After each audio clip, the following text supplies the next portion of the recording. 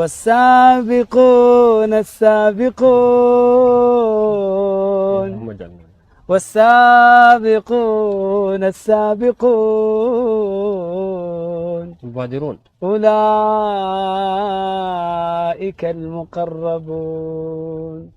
أولئك المقربون في جنات النعيم ثلة من الأولين وقليل من الآخرين على سرر موضونة متكئين عليها متقابلين يطوف عليهم ولدان مخلدون بأكواب وأباريق وكأس من معين لا يصدعون عنها ولا ينزفون